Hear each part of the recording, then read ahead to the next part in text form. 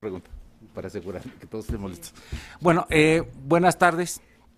Vamos a dar comienzo a lo que es la primera sesión del módulo 5, que se llama Universidad para Todos.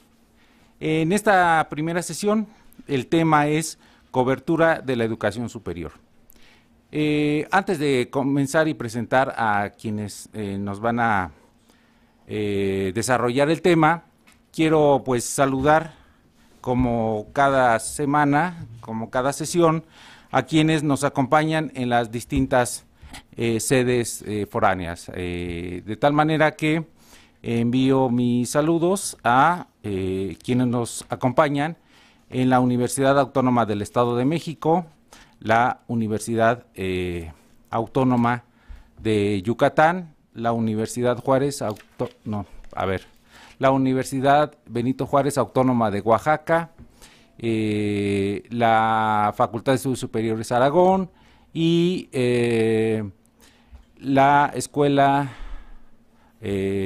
Superior de Comercio y Administración del Campus Santo Tomás del Instituto Politécnico Nacional. Y tengo mucho gusto de presentar para el tema de cobertura de la educación superior a la doctora María Jesús Pérez García, quien obtuvo su grado de doctora en Ciencias Sociales en el Colegio de México, y los temas de su especialidad son trabajo infantil, pobreza y educación. Ella es asesora académica de la ANUYES y anteriormente fue directora general de Información y Planeación. También están con nosotros el maestro Javier Mendoza Rojas, muy conocido de la mayoría de ustedes. Muchos han tomado su seminario sobre financiamiento. Javier, de larga trayectoria en la educación superior, es maestro en Sociología por la Facultad de Ciencias Políticas y Sociales de esta universidad, es investigador del Instituto de Investigaciones sobre la Universidad y la Educación, ha trabajado en la Asociación Nacional de Universidades e Instituciones de Educación Superior durante mucho tiempo y actualmente es el director general de Información y Planeación. Entonces, para el desarrollo del tema, creo que primero va a empezar María Jesús y creo que después va Javier, o no sé si tú vas a hacer alguna presentación al tema, ¿no? Entonces, María Jesús, por favor. Buenas tardes a todos. ¿Esto está abierto? A ver si ya está abierto. Sí. Buenas tardes a todos. Agradezco de verdad la oportunidad que me brinda el seminario y el maestro Javier para formar parte de este grupo de trabajo y compartirles algunas cuestiones que en realidad van a complementar mucho, o esa es la pretensión, la presentación que va a hacer el maestro Javier. Dice Javier que estamos siendo grabados y que tengo que sonreír. Entonces voy a intentar a ver si me sale. ¿Sí está proyectado? Sí. Como les decía, es una breve presentación con alguna información que permite contextualizar un trabajo que se está realizando desde hace un tiempo y que ya es de acceso público. El maestro va a insistir en eso, pero yo he querido centrarme en 3 o 4 cuestiones que creo que pueden dar cuenta de algunas características generales del sistema de educación superior actual en México y en su relación con algunos indicadores del contexto también social, como es la pobreza y la desigualdad.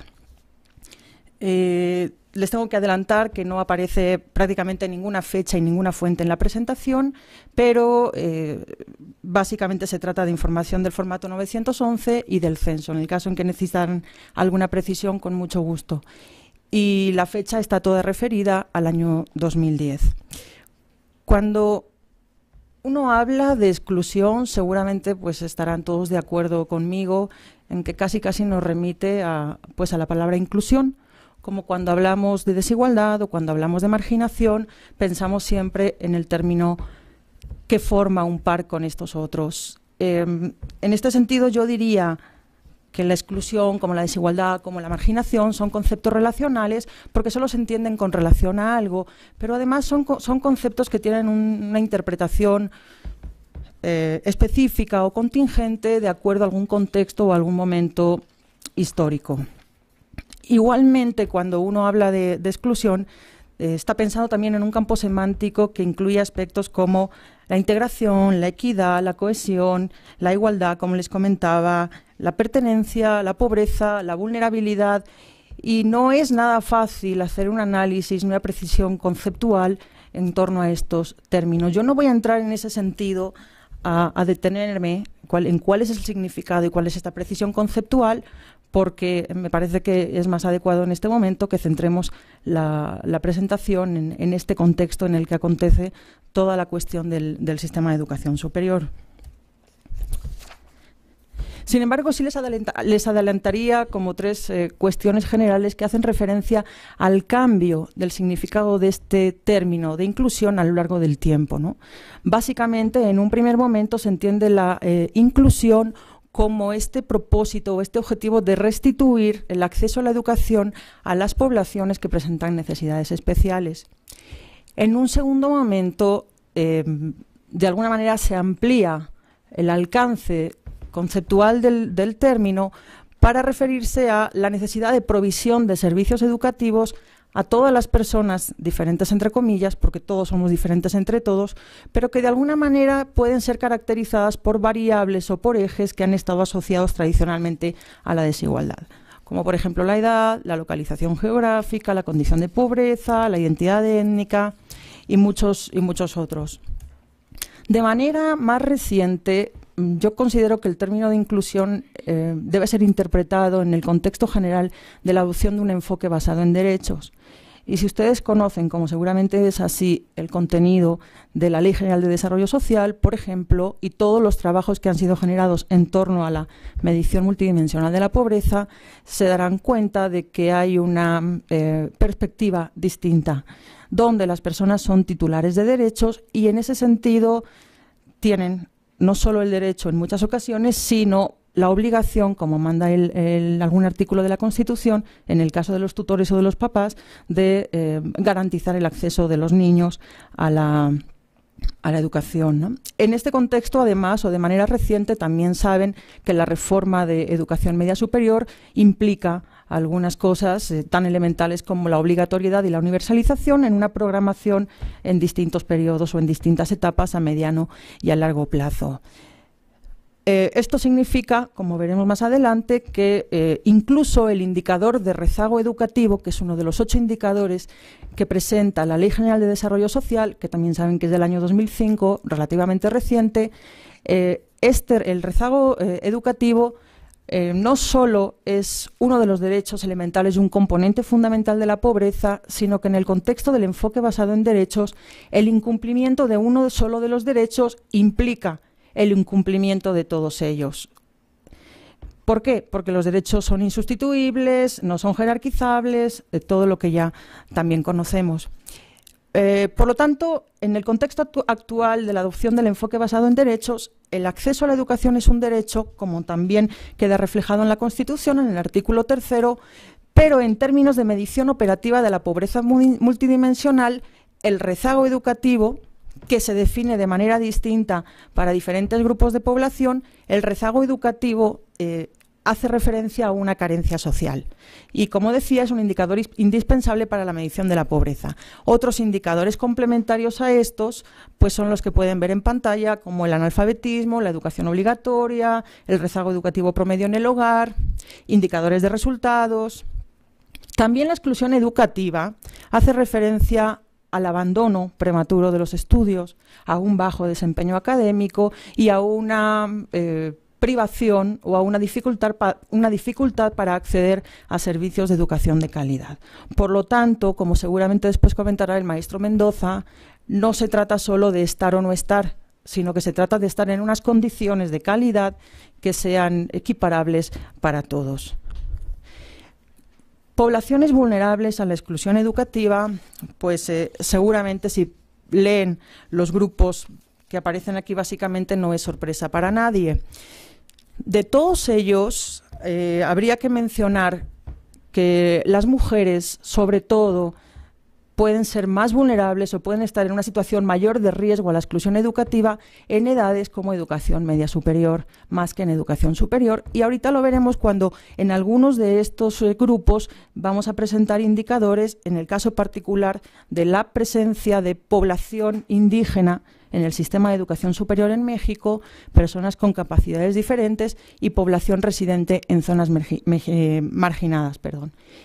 Lo que comentaba de la exclusión en el caso de las mujeres y cómo es un problema especialmente acuciante en educación media superior, pues creo que es suficiente con pensar que el programa Oportunidades concede montos de becas diferentes para los hombres que para las mujeres, y creo que para los niños que para las niñas, y creo que eso es un indicador suficiente de que el estímulo o el refuerzo, o en este caso la transferencia, en el caso de las niñas debe ser mayor para compensar esta tendencia más elevada a que no participen en el sistema de educación o a que estén expuestas a abandonar antes la escuela. Esto, en el marco, es mi punto de vista, de la reforma integral a la educación media superior, pues tendrá resultados visibles de otra manera, ¿no? Si tratamos de dar un panorama muy general de cómo es el México en 2010 y cómo ha sido de manera reciente el cambio entre 2008 y 2010 en términos de pobreza, porque son básicamente los 2 años para los que se cuenta con esta medición multidimensional. Acuérdense de aquellas líneas de pobreza alimentaria, de capacidades y de patrimonio. Si pensamos en esto, tenemos resultados tan alarmantes y tan preocupantes como que en el año 2010 casi la mitad de la población de México está en condición de pobreza. Podemos entrar, si quieren, a definir cuál es esa condición de pobreza, porque detrás de cada vez que hablamos pobreza, pobreza moderada, pobreza multidimensional, pobreza extrema, realmente hay situaciones muy, muy distintas. Pero, en cualquier caso, si interpretamos que se encuentran por debajo de un umbral mínimo de condiciones, pues me parece que no es menor pensar que 46 de cada 100 habitantes estaban en esta situación en el año 2010. Veremos qué pasa con la encuesta 2012 y cómo ha sido esta evolución, también en un contexto de crisis mundial que le afecta a México y que más abajo veremos cómo esto ha tenido un impacto diferencial en las dimensiones de la pobreza multidimensional. Pero además en el año 2010 la población en pobreza extrema alcanzaba la alarmante cifra de casi 12 millones de personas, lo que significa que aproximadamente la 10ª parte de la población estaba en esa situación. ¿Qué significa pobreza extrema en este caso? Significa que las personas que están en esta situación presentan 3 o más de las carencias sociales que están definidas como indicadores en la Ley General de Desarrollo Social y además, o sea, es incluyente en este sentido, además tienen un ingreso que está por debajo de una línea de bienestar mínimo. Es decir, la situación o la condición de la pobreza extrema, como remite el propio adjetivo, es mucho más alarmante que el de la pobreza definida en términos generales. Entre ambos años, la incidencia, por lo tanto, pasa a afectar del 45,5% más o menos al 46%, y en la población total en pobreza, además de la incidencia, también aumenta en las cifras que tienen en pantalla, 48, casi 49 millones a 42. La pobreza extrema crece sobre todo en Veracruz, el Estado de México y Jalisco, y disminuye en Puebla y en Michoacán. La carencia en el acceso a la alimentación pasa de afectar aproximadamente a 24 millones a casi 25. Aumenta tanto el porcentaje de población en el conjunto del país que está en esta situación de carencia en el acceso a alimentación, ahora veremos qué es, como en términos absolutos. La carencia en el acceso a la alimentación es algo tan elemental, aunque la Ley General de Desarrollo Social y sus lineamientos diferencian para medir la carencia en el acceso a alimentación, diferencian según composición de los hogares y consideran algún umbral de indicadores cuando el hogar cuenta con población menor de 18 años, o sea, niños, o cuando no. Pero básicamente yo diría, a partir de la lectura, que se trata de aquella población que reside en hogares donde, por alguna razón asociada a la disponibilidad de recursos monetarios o recursos en especie que en un momento dado pudieran garantizar el cumplimiento de este derecho, no pueden acceder a alimentación en cantidad y variedad suficiente. Con lo cual tampoco está tan optimista pensar que se ha pasado en los últimos 2 años de algo más de la quinta parte a casi la cuarta parte. Población por debajo de la línea de bienestar pasa de aproximadamente el 50% al 52%, y por debajo de la línea de bienestar mínimo, como les comentaba, que define a los pobres extremos de los no extremos, del 17% al 19%. En las áreas urbanas, la población por debajo de esta línea de bienestar ha experimentado un cambio del 45 al casi el 48, y en las rurales, como ven, pues del 63 al 66.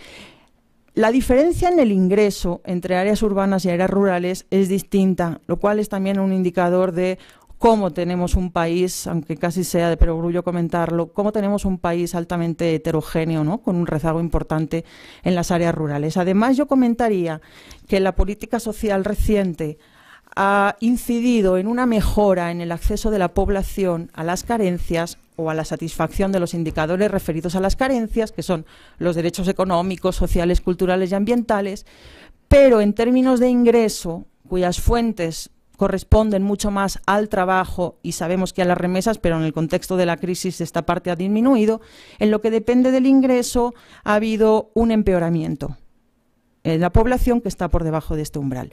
La desigualdad no ha variado. Ustedes recuerdan que el coeficiente Gini varía entre el 0 y el 1. La desigualdad no tiene una variación significativa, pero sí es importante mencionar que 18 de las 32 entidades han visto disminuida la desigualdad. Está muy bien, pero sigue habiendo 14 entidades que en estos 2 años han aumentado la desigualdad en el ingreso, me refiero. En términos de indicadores propiamente referidos a la educación, pues es evidente y todos sabemos que desde finales del siglo XIX hasta el siglo actual, con el último levantamiento censal, se ha observado una disminución muy significativa en el porcentaje de analfabetismo en el conjunto de la población. El rezago educativo ha pasado de afectar prácticamente al 22% de la población, lo cual son 24 millones de personas, a prácticamente el 21%, que es en términos absolutos un poquito más. ¿Qué significa esto? ¿Cómo se mide el rezago educativo?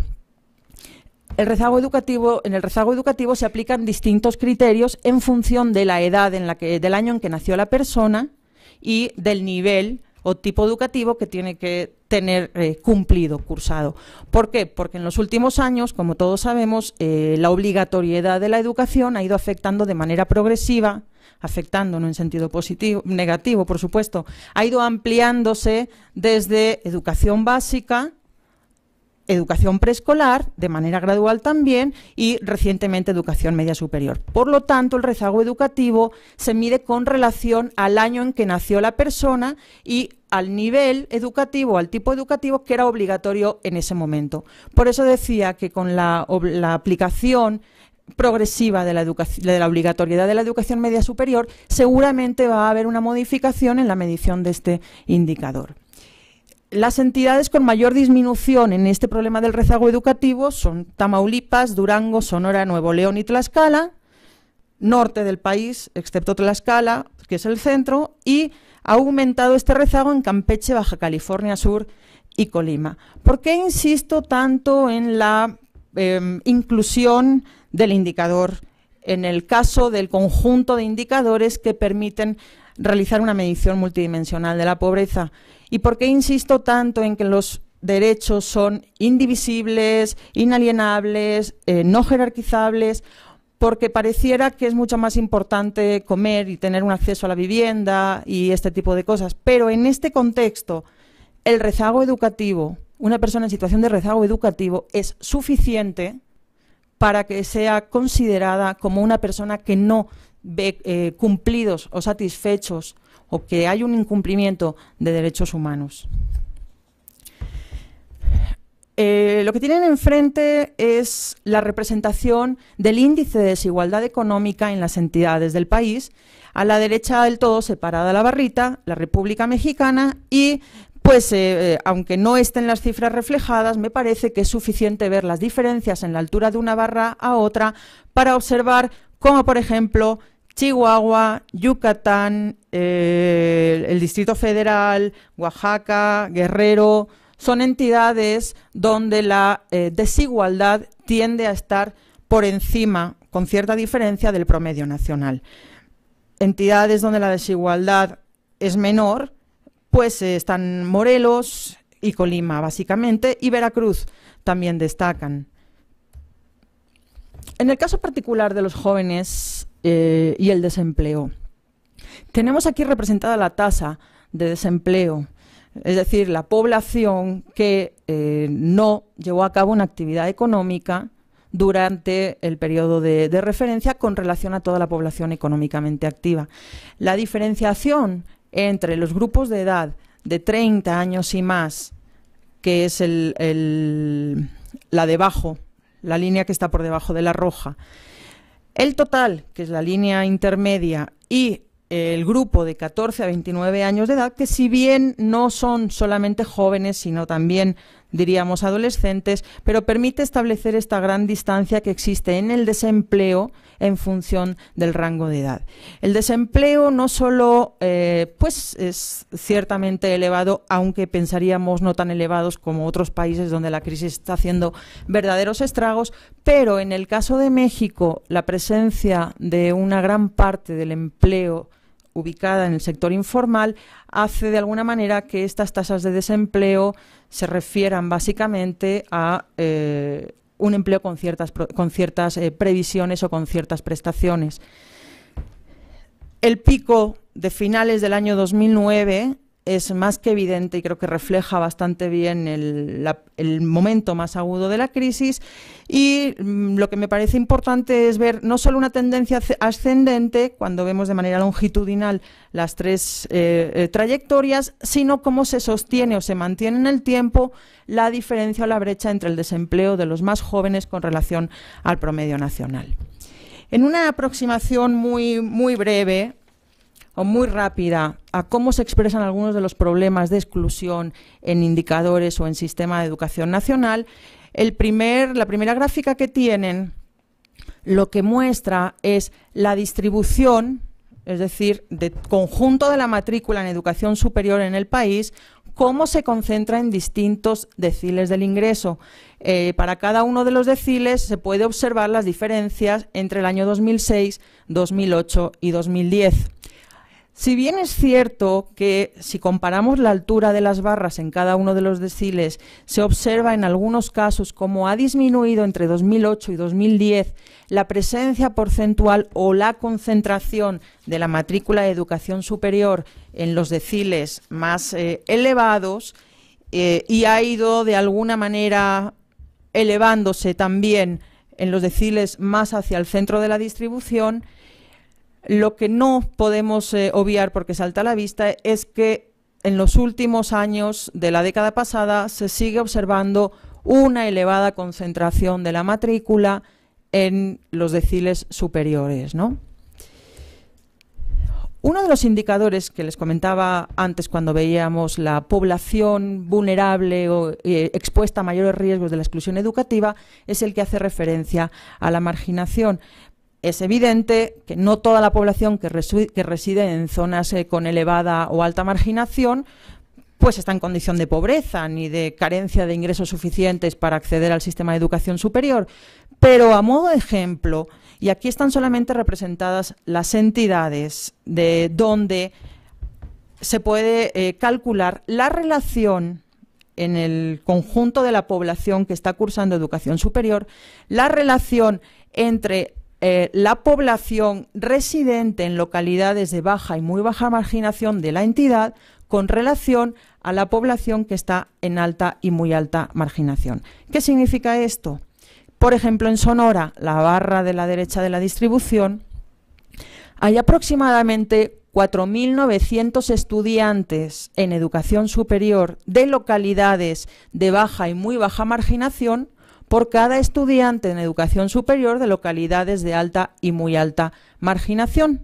Sin embargo, en Chiapas, que está en el extremo de la izquierda, hay muchos menos estudiantes en estas áreas de más baja marginación con relación a la alta y muy alta marginación. Es cierto que la estructura o la distribución de los municipios de Chiapas, de Oaxaca, de Guerrero por niveles de marginación dista mucho de ser la que se encuentra en otros estados de la República, sobre todo del norte.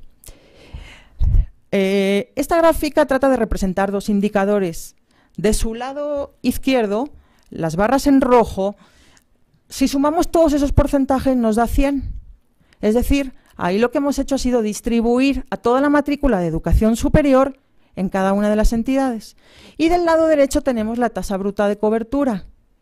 ¿Qué permite esto? Por ejemplo, está ordenado ascendentemente por el lado del indicador del peso de la entidad en la matrícula total. Por ejemplo, el Distrito Federal concentra aproximadamente al 15% de toda la matrícula de educación superior. Y del lado derecho se observa que la matrícula de educación superior del Distrito Federal representa en términos absolutos, o en términos relativos en este caso, perdón, más de la mitad del grupo de edad correspondiente. Es decir, no es que el 53% de los jóvenes del Distrito Federal estén estudiando, sino que los que están estudiando representan esto. Bueno, nada nuevo quizá, ¿no? Muy previsible. Pero, por ejemplo, el Estado de México, donde de cada 100 estudiantes de educación superior en el conjunto de la República, aproximadamente 10 están en el Estado de México, es la segunda posición en términos de concentración, y sin embargo, la matrícula de educación superior del Estado de México representa aproximadamente a la quinta parte de la población de 19 a 23 años. No voy a seguir con el análisis porque el propósito es observar cómo la concentración de la matrícula por entidad no guarda una relación tan estrecha con las tasas de cobertura al interior de cada entidad. Uno de los indicadores también que creo que puede ser interesante para hacer una aproximación a la población escolar del sistema de educación superior es cuál es el peso de hombres y mujeres en la matrícula. Habitualmente este indicador se utiliza para hablar del acceso de hombres y mujeres a la educación superior, lo cual desde mi punto de vista es bastante erróneo, porque no es lo mismo cuántos de los hombres y cuántas de las mujeres acceden que de todos los que acceden cuántos son hombres y cuántos son mujeres. El eje llega hasta el 60% para permitir diferenciar bien los porcentajes, y creo que el caso que más llama la atención es Guerrero, donde el porcentaje o la presencia de hombres, barra verde grisecita, es mucho más elevado que el de las mujeres, seguido por Tlaxcala. Pero en términos generales uno diría que la participación relativa de hombres y mujeres no está tan marcada.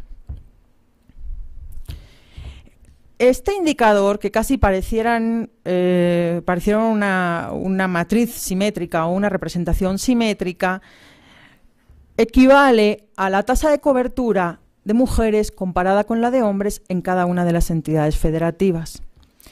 Es decir, que tanto en el grupo de los hombres por un lado como en el grupo de las mujeres por el otro, los porcentajes referidos a las tasas de cobertura, todos son tasas brutas de cobertura, no estoy entrando en las tasas netas, son más o menos similares.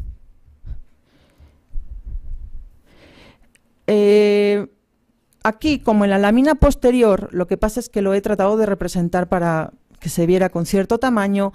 Lo que se muestra es del lado izquierdo, en cada una de las entidades, qué peso tiene la población en educación superior de los hombres con relación a toda la matrícula. Pero, pueden decir, pero esto equivale a la gráfica donde están las barras en vertical. Es cierto, pero aquí lo que es posible observar es al interior del propio grupo de la población en educación superior masculina, cómo se observa también una diferencia entre el peso relativo de esa población masculina en el conjunto de la población de educación superior en cada entidad y, a su vez, cuánto representa la matrícula masculina con relación a al grupo de edad de la entidad. Por ejemplo, si se fijan nuevamente en el Distrito Federal, porque es la barra que más sobresale por el lado de la izquierda, que alcanza un casi 54%, significa que en el Distrito Federal aproximadamente la mitad de los estudiantes de educación media superior son varones, pero los varones que están en educación superior representan casi el 54% de todo el rango de edad de 19 a 23 años en el Distrito Federal. ¿Cuál es la idea? Que no existe una relación entre la participación de hombres y mujeres en la matrícula de educación superior y lo que representa esa matrícula analizada de manera separada en la población del rango en cada caso. En el caso de las mujeres también destaca el peso del Distrito Federal, y si lo vemos en términos muy generales, bueno, observando la barra de arriba, el 50% aproximadamente son hombres. Por lo tanto, el complemento, que es también aproximadamente el 50%, son mujeres. O sea que en el conjunto de la República, aproximadamente 50 de cada 100 estudiantes de educación superior son hombres y aproximadamente 50 son varones. En términos de dónde pesa más la matrícula de hombres y mujeres en cada una de las entidades, no hay grandes diferencias, aproximadamente en la mitad y en la mitad, pero como ven, sin diferencias significativas. Otro de los indicadores que les comentaba al presentar cuáles son las variables que pueden hacer más propensa a la vulnerabilidad o a la exclusión educativa es la condición étnica y la población con capacidades diferentes. Debemos decir que gracias al trabajo que se ha desarrollado en el área del maestro Javier en la Nuyes y a la capacidad de negociación, se ha logrado que en el último ciclo escolar haya algunas modificaciones bastante importantes en el formato 911, que como saben es la fuente oficial para el estudio y la medición de la educación en México, en todo el sistema de educación nacional, y este cambio, que a mí me parece muy importante, tiene que ver con la captación de matrícula diferenciada en capacidades diferentes. Bueno, todas las que conocemos, ¿no? Dificultades audiovisuales, dificultades motrices, y según entiendo a futuro se irán incorporando otro tipo de variables, por ejemplo la condición étnica. Esto significa que se va a poder hacer un análisis mucho más fino y más detallado de cuáles son las condiciones en un momento dado de desigualdad al interior de la población inscrita en instituciones de educación superior. Para cada una de las entidades y a la izquierda del todo para el total nacional, lo que se puede observar es el porcentaje de la matrícula en educación superior que se considera población indígena, porque saben que hay dos indicadores utilizados para medir la identidad étnica. Uno, tradicionalmente utilizado y que ya no se aplica en el censo, como es si habla o no habla una lengua indígena para discriminar, y otro si se considera indígena o no. Por lo tanto, el peso en el conjunto de la educación o de la matrícula de educación superior de la población indígena y también de las poblaciones con capacidades diferentes. Esto está generado a partir del censo, que es la única fuente que lo permite conocer. En términos generales, en el año 2010 había aproximadamente 213.000 estudiantes considerados indígenas en todo el sistema de educación superior y unos 26.600 con capacidades diferentes.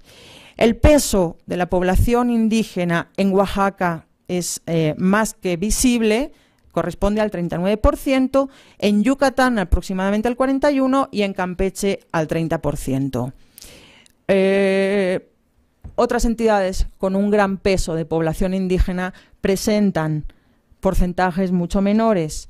Bueno, habría que hacer un análisis conjunto de la identidad étnica con condiciones socioeconómicas que pueden estar interactuando y hacer que la probabilidad todavía disminuya más. En términos de capacidades diferentes no hay una gran diferencia, digo, están muy cercanos al cero, pero creo que no está de más tener en cuenta. Destaca Nayarit con casi un 1%.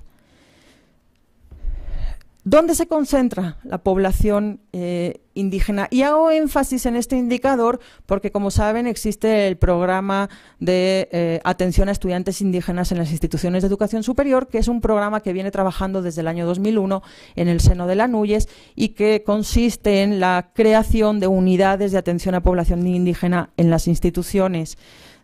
Me parece que es importante también tener en cuenta cómo la presencia de la población indígena en un país tan rico en ese sentido se observa en términos estatales y qué diferencias hay. De cada 100 estudiantes indígenas en educación superior, más del 11% están en el Estado de México y de ahí de forma descendente hasta Sinaloa. El resto de las entidades parece que no tienen esta población, ¿no? Destacan, por lo tanto, el Estado de México, Oaxaca, Yucatán, Veracruz, digo hasta Michoacán, que es algo más del 5%. Y bueno, para dar un vistazo muy general, pues yo diría que básicamente esto. Un breve apunte final. Bueno, tanto tiempo hablando de pobreza y por qué no hay presencia de población pobre, un análisis de indicadores sobre la población en condición de pobreza en educación superior. Poder realizar estos breves indicadores significa trabajar en distintas fuentes por las limitaciones que presenta el 911 y por las limitaciones que en términos de cobertura presenta el censo. Cuando uno piensa en utilizar una encuesta nacional de ingresos y gastos de los hogares, por lo pronto no es representativa a nivel estatal y las variables de educación tampoco son tan ricas y diversas. Entonces se presenta la situación de tener que utilizar varias fuentes y no todas y no siempre son fiables para dar un diagnóstico general del país y sobre todo a nivel de desagregación por entidad. Entonces, pues queda un trabajo pendiente, tanto en términos de incidencia en el sistema de información como de explotación y aprovechamiento de las fuentes que tenemos a la mano. Y creo que está ahí, Javier. Gracias.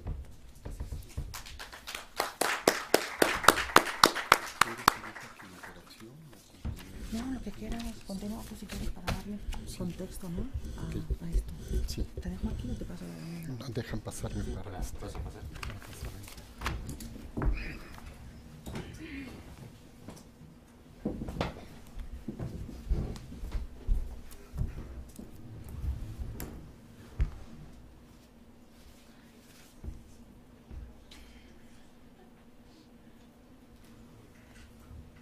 A ver si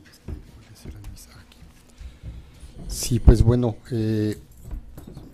a partir de estos señalamientos que ha formulado María, yo pasaría a revisar dos cosas fundamentalmente. Una, algunos indicadores y la situación que ha guardado la cobertura de la educación superior en los últimos 6 años, particularmente, para ver qué se había planteado en el año 2006 y cómo se dio a partir de esto, si estamos hablando de educación superior para todos o educación que incluya a mayor población, poder hacer un balance de la situación en la que nos encontramos al inicio de un cambio de administración federal, para ver cuáles son los planteamientos que se están formulando al respecto, qué escenarios se están formulando tal como se hicieron hace 6 años en el seno particularmente de la ANUYES, y cuáles son la receptividad y los planteamientos que se han hecho hasta el momento por parte de quienes vayan a ocupar la nueva administración federal. Yo iniciaría con señalando de el enfoque que actualmente se está dando a la formulación, a las propuestas de políticas para el desarrollo de educación superior con vistas en el sexenio, pero también a mediano y a largo plazo. El documento que les hicimos entrega para que ustedes pudieran tener oportunidad de conocerlo, que es el último documento que la NUYES ha formulado para las políticas se denomina Inclusión con Responsabilidad Social, y el subtítulo es Una nueva generación de políticas de educación superior. ¿Y por qué María habla de desigualdad, de inclusión y exclusión? Es decir, ¿por qué este análisis de los indicadores demográficos de la situación que guarda el país en materia de inclusión, exclusión en el desarrollo social, el análisis de la pobreza, el análisis de los grupos vulnerables, el análisis de la situación que se vive en cada una de las entidades federativas? Porque precisamente a partir del análisis y de la lectura que se haga sobre la situación de inclusión, exclusión social de la población mexicana, particularmente de la juventud mexicana, es que se perfilan una serie de políticas, de propuestas, de líneas de acción y de proyectos para poder transitar a una sociedad más incluyente. Es decir, la postura que se está tomando desde la NUYES en este documento es que se requieren diseñar políticas con visión de Estado, con visión de largo plazo, que permitan la inclusión creciente de los habitantes de este país en la educación, en el conocimiento, en el desarrollo social, en el crecimiento económico. Es decir, a diferencia de otros momentos, de otros periodos de la historia en donde se ha hecho un análisis de la educación superior a partir de la educación superior hacia adentro, ahora el eje se está trasladando a la contribución que puede hacer la educación superior para la transformación social y económica del país, con el propósito de lograr más oportunidades a los jóvenes en este nivel educativo. Entonces hablamos de inclusión con responsabilidad social, porque la responsabilidad social, como ustedes saben, viene siendo un concepto y un criterio que organismos como la UNESCO, la última Conferencia Mundial de Educación Superior de 2009, viene insistiendo en ello. Es decir, la responsabilidad social para las instituciones de educación superior, si bien hay diferentes concepciones, desde las concepciones empresariales, de empresa socialmente responsable, lo estamos asumiendo fundamentalmente como una institución que tiene un compromiso público con lo público de la sociedad. Entonces, de ahí que si hablamos nosotros de cobertura de la educación superior, pues no podemos hablar fríamente y de manera desvinculada, sin considerar lo que está ocurriendo en el entorno económico, el entorno social, los indicadores de pobreza, tanto a nivel nacional como al interior de cada una de las entidades federativas. Entonces nosotros le estamos dando a la cobertura un sentido, o buscamos darle un sentido, en tanto la cobertura no es únicamente un indicador numérico, es decir, bueno, cuántos mexicanos están asistiendo a las instituciones de educación superior, cursando una carrera profesional, con el debate que actualmente existe, sobre todo que pasó ya los exámenes de selección y los procesos de ingreso, sobre todo a las instituciones de la zona metropolitana de la Ciudad de México, la UNAM, el POLI y la UAM, y año con año pues revive la situación de que no hay cupo, de que quedan excluidos miles de jóvenes para cursar una carrera profesional. No es nada más un número y tener un lugar, sino que estamos considerando que el ingreso a la educación superior y la permanencia en una institución educativa tiene que estar acompañada de una serie de elementos, no es solamente un lugar para calentarlo, sino que tiene que presentar, abrir la oportunidad de una formación que sea significativa para el estudiante, pero que también tenga un impacto en la sociedad. De este modo, la cobertura, definida a partir de las condiciones de acceso y permanencia en el nivel educativo superior, expresa el grado de inclusión social alcanzado por el sistema en un punto del tiempo. la inserción de México en los beneficios de la economía, del conocimiento y de la sociedad de la información tiene como condición reducir los rezagos educativos y elevar en forma acelerada los niveles de escolaridad y cultura de la población, e implica transitar de una educación superior de masas a su universalización, tal como lo han hecho otros países. Es decir, aquí nos preguntábamos desde hace pues casi 3 años, en donde empezamos un equipo de académicos en la NUYES, coordinados por María, a trabajar todas estas cuestiones de cobertura, incluso en hace algunos años, ya no me acuerdo, sacamos un libro que también lo presentamos aquí en 2009, que se tituló Cobertura de la Educación Superior. Discutíamos todos estos aspectos relacionados con la cobertura y se requiere evidentemente de una ampliación. Vamos a ver más adelante los indicadores de la cobertura, no nada más como número, sino sobre todo para dar oportunidades de desarrollo humano a los individuos, a los habitantes de México, a los jóvenes, y sentar las bases para el crecimiento económico y el desarrollo con bienestar social de las diferentes regiones del país.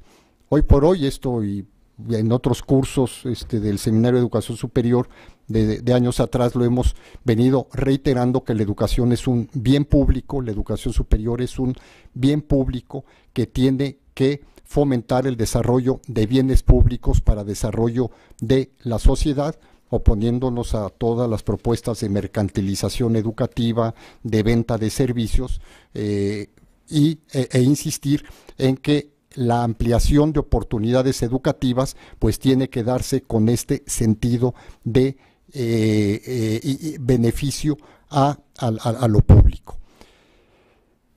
En reiteradas ocasiones se ha dicho que México se enfrenta al dilema del aprovechamiento de lo que se conoce como el bono demográfico, y tenemos una transición, una curva demográfica donde lo dicen las propias autoridades de población y educativas, de que aprovechamos el bono demográfico o se nos da la oportunidad para desarrollar una serie de proyectos y actividades que aproveche este número muy significativo de jóvenes que tenemos en este país.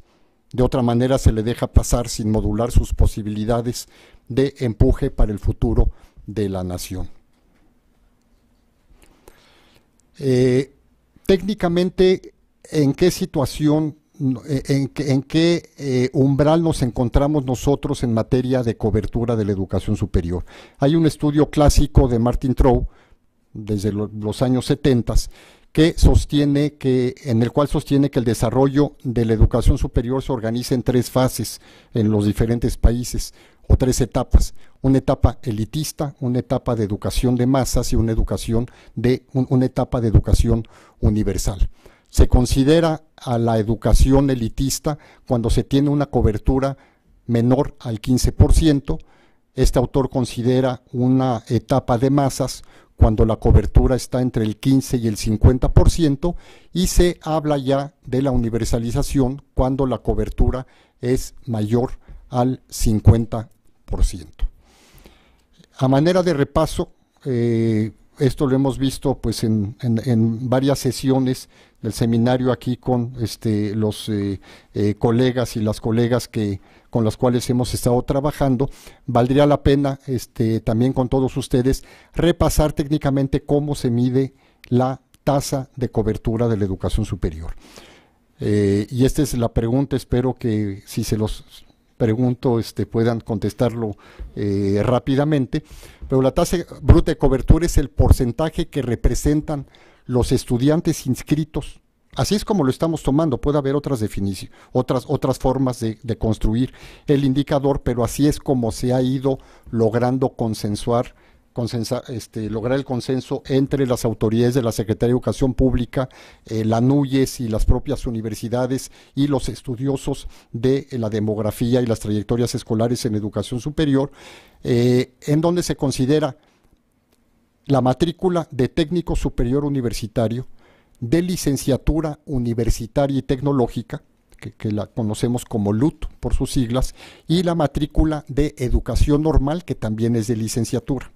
Es decir, no se considera la matrícula de posgrado, si bien la propia SEP en sus indicadores educativos también en algunos estudios maneja la matrícula de posgrado para medir la cobertura, lo cual es incorrecto, y actualmente ya la propia Secretaría de Educación Pública y la información que se presenta en los informes de la SEP y en el informe de gobierno se considera solamente esta matrícula, TCU, Licenciatura Universidad Tecnológica y Normal, y entonces es el porcentaje que representa esta matrícula con respecto a la población 19-23 años, del grupo de 19-23 años, que también aquí ha habido cambios a lo largo de la historia. Tradicionalmente en años anteriores se manejaba 20-24 años, en fin, pero ya se ha logrado construir en este denominador el grupo 19-23 años. Entonces es una división, y el cociente que sale es la tasa bruta de cobertura. Es muy fácil medirlo, y esta es la tasa bruta. Cuando María hace un momento decía, es incorrecto decir que 30 jóvenes de cada 100 están en educación superior, porque esa no sería la tasa bruta, sino la tasa neta. Es decir, la tasa bruta hace referencia a todos los estudiantes de estos niveles con independencia de su edad. Si consideramos únicamente la edad, nos referimos entonces a la tasa neta de cobertura. La tasa neta en el numerador considera los estudiantes del rango 19-23 años, ¿sí? Y se divide entre la población de ese mismo grupo de edad, y por lo tanto va a ser menor la tasa neta a la tasa bruta. Y esto ustedes habrán visto en los últimos años, pues una fuerte discusión entre las autoridades educativas, investigadores, colegas nuestros. Manuel Gil ha sido muy reiterativo en señalar la necesidad de precisión de a qué tasa se está refiriendo cuando se hace referencia en los informes presidenciales, porque tiene que ver con la inclusión social. ¿Cómo estábamos? Vamos a remontarnos 6 años atrás, cuando iniciamos este estudio de cobertura a partir de el documento de consolidación y avance de la educación superior que se presentó en 2006 a los entonces candidatos a la presidencia, y que se retomaron varias de las propuestas y las metas ahí sugeridas. Cuando hicimos un estudio, el ciclo 97-98 y 2006-2007, encontrábamos que había algunas entidades federativas que tenían tasas de cobertura superiores al 30%, y es un grupo con coberturas que le denominábamos altas, donde estaba el Distrito Federal, Nuevo León, Sonora, Sinaloa y Tamaulipas. Había un segundo grupo, medio alto, con tasas medias altas, entre el 25% y alrededor del 29% de la población, donde estaban Aguascalientes, Coahuila, Tabasco, Colima, Baja California Sur, Nayarit, Puebla, Campeche, Chihuahua y Yucatán. Había otro grupo con tasas medias bajas, Jalisco, Morelos, Hidalgo, Querétaro, Baja California, Durango, San Luis Potosí, Zacatecas y Tlaxcala, y los estados que tenían tasas más bajas eran Michoacán, Veracruz, Estado de México, Guerrero, Oaxaca, Guanajuato, Quintana Roo y Chiapas, en orden descendente. Nos dimos a la tarea de hacer un análisis de cómo habían evolucionado la cobertura en cada una de las entidades federativas, y encontrábamos que se había dado una mayor inequidad. O sea, había aumentado la brecha, había aumentado la distancia, aunque todos los estados mejoraran, unos estados habían mejorado más rápidamente que otros, sobre todo los estados de altas coberturas habían avanzado mucho más que los estados que tenían bajas coberturas. En 2006, la NUYES propuso en consolidación y avance, pues establecer programas, destinar recursos para alcanzar una tasa de cobertura de cuando menos el 30%. Partíamos en 2006 de una tasa de cobertura bruta del 24.1%. Se propuso la meta de alcanzar el 30% con la observación de que en ese entonces pues nos manejábamos solamente con la matrícula escolarizada.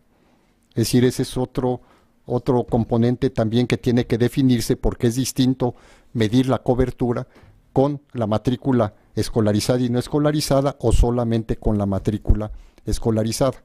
En ese entonces habíamos hecho el análisis porque no había mucha información histórica de cómo había venido evolucionando la matrícula de educación abierta, a distancia, no presencial, mixta, etcétera.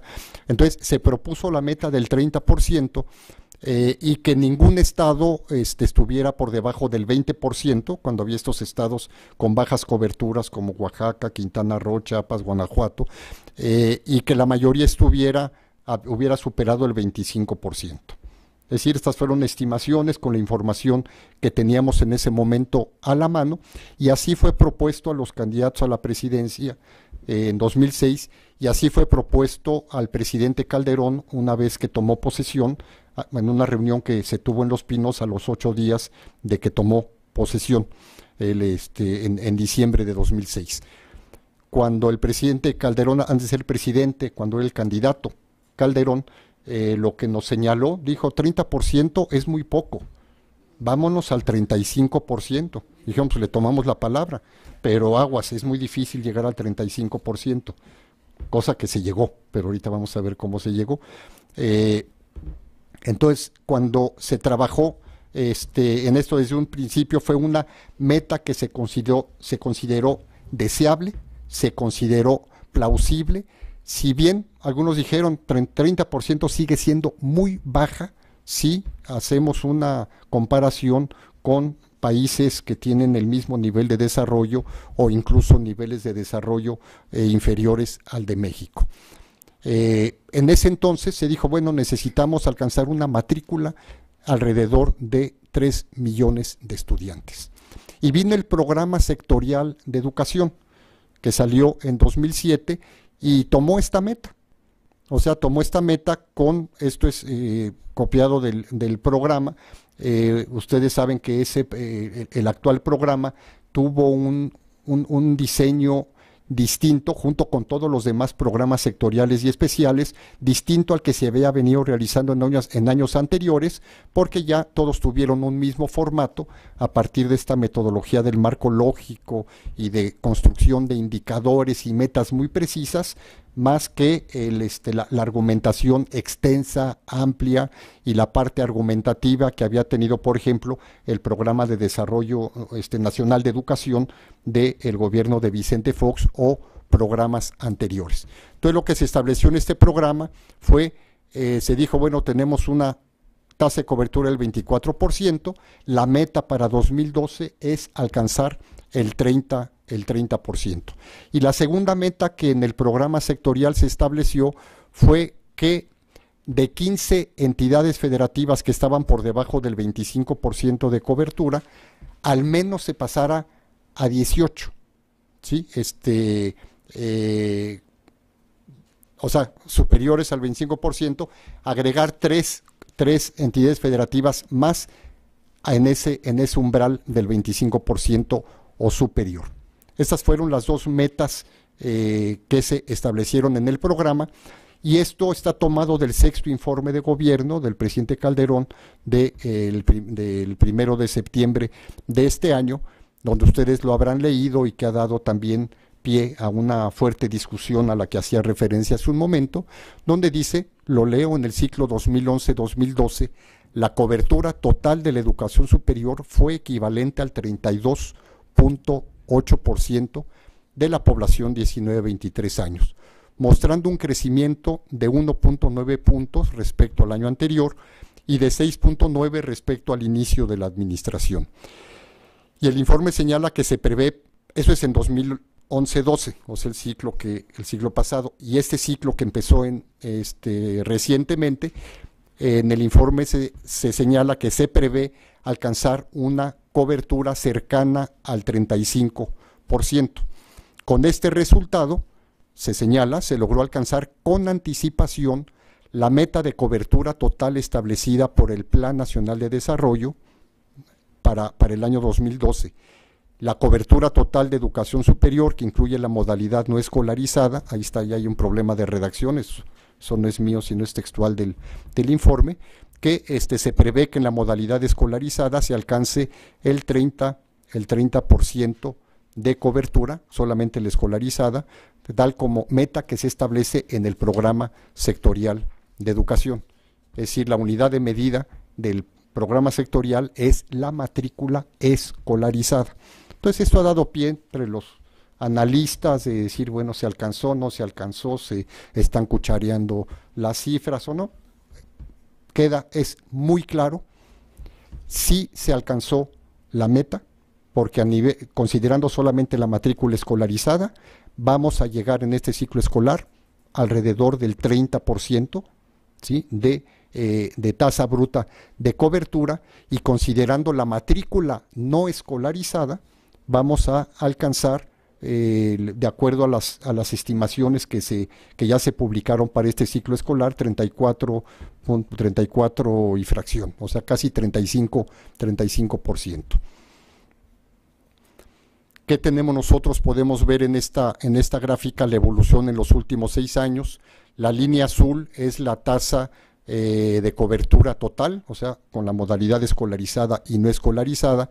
Se pasó del 25.9 en 2006-2007 al 32.8, y eso no es que lo diga nada más el informe de gobierno, sino esto está revisado y checado con las cifras del cuestionario 911 que acaba de ser liberado en meses anteriores por parte de la SEP, y esperemos que en pocas, bueno, la SEP desea, la unidad de planeación, la UPP de la SEP, contar ya con los datos estadísticos del cuestionario que ya se cerró 2 semanas atrás para el ciclo 2012-2013 de inicios de cursos.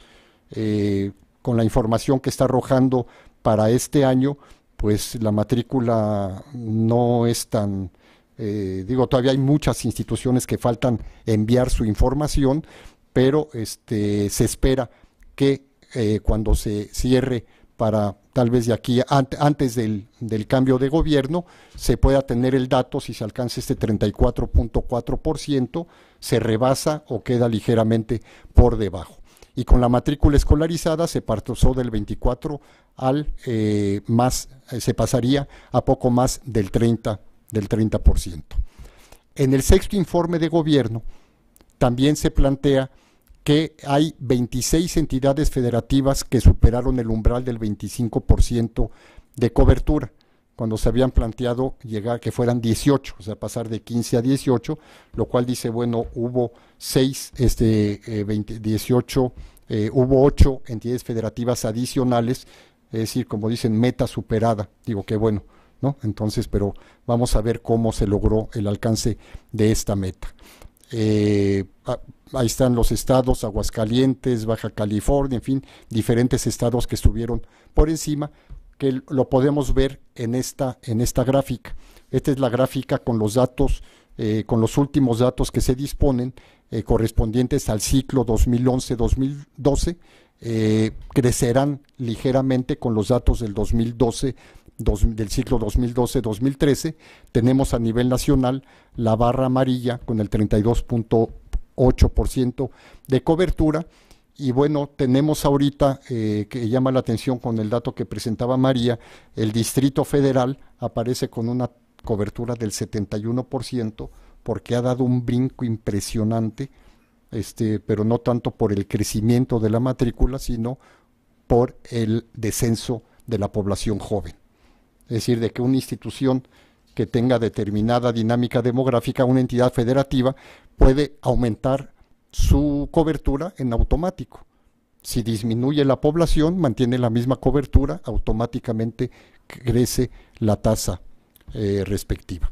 Tenemos nosotros aquí que actualmente los estados con menor cobertura siguen siendo prácticamente los que se tenían hace 6 y hace 12 años.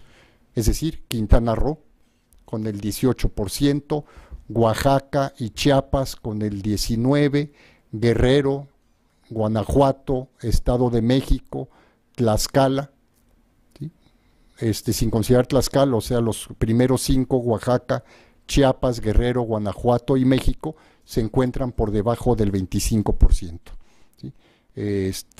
Y en el otro extremo tenemos, bueno, el Distrito Federal, que es una entidad sui generis, es una demarcación que tiene sus particularidades, pero fundamentalmente los estados del norte, Sinaloa, Sonora, Nuevo León y otros estados como Colima, Nayarit, Aguascalientes, Tamaulipas, Baja Sur, que tienen altas tasas de cobertura. ¿Cómo se logró esto? Estas láminas que ustedes van a ver con este logo de la SEP, las acaba de presentar el doctor Tuirán en reuniones de la NUYES, seguramente las va a presentar el próximo lunes en Hermosillo, es la Asamblea General de la Asociación, en donde va a ser una presentación lo más actualizada posible sobre un balance de las políticas aplicadas en esta administración. La SEP reporta la creación, como está en el informe de gobierno, de 140 nuevas instituciones en la actual administración. Es decir, es un número de nuevas instituciones que nunca se había tenido en toda la historia. O sea, la primera fase de creación de universidades fue ahí en los años 70, bueno, pero que se crearon, vamos a decir, eran universidades, ¿no? Se crearon, universidades, la universidad convencional, la universidad pública, tipo la UAM. O sea, cuando en 74 se crea la UAM, es el gran proyecto de creación de universidad, luego la Pedagógica Nacional como universidad pública especializada en formación de profesores, en fin. Y actualmente ya se tiene otro perfil de instituciones, pero se han creado 140 instituciones, 43 universidades tecnológicas en 6 años, 22 institutos tecnológicos federales, después de que tecnológicos federales, recuerdan ustedes, no se habían creado desde, ¿qué sería, Armando? No sé, desde los años 80. O sea, se habían creado descentralizados, tecnológicos, pero federales no, y ahora se crearon federales, o sea, aumentó el sistema de institutos tecnológicos federales, inclusive en donde nunca se habían creado, como el Distrito Federal.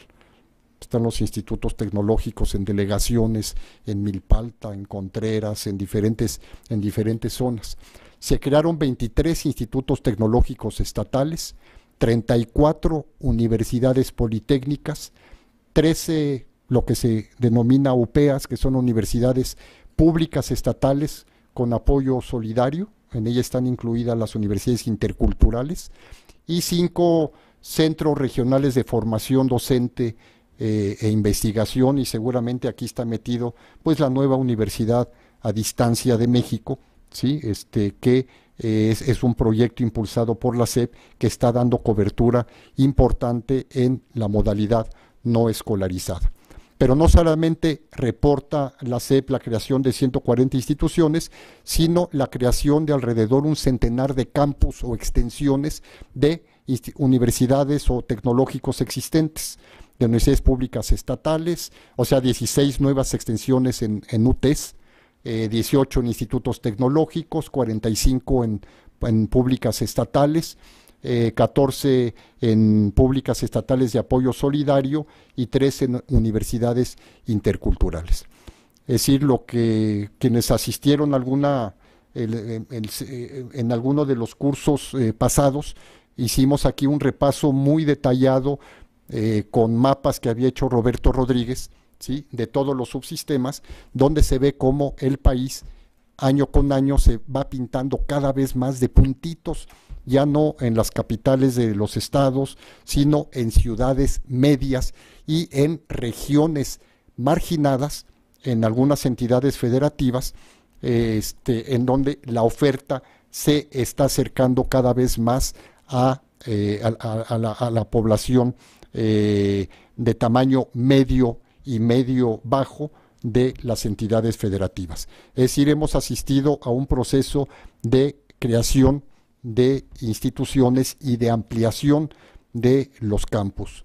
Si alguien hubiera ido a una universidad pública estatal hace 20 años, y podemos decir cualquiera, que sea Baja California, que sea la Veracruzana, que sea el estado de Hidalgo, por no decir el estado de México, pues veía la universidad pública estatal, pues era el campus de la capital. Entonces, y ahorita, pues, la Universidad del Estado de México, ¿qué campus? O sea, ya hay campus y uno va y ve construcciones como de primer mundo ahí, o sea, ha habido mucha inversión en la construcción de infraestructura. Si nos vamos 6 años atrás, o sea, en el sexenio de Fox, se crearon 73 instituciones de educación superior, que con las 140 da un total de más de 200. O sea, tan solo en 12 años se crearon estas instituciones de educación superior, pero vemos claramente cuál es el perfil.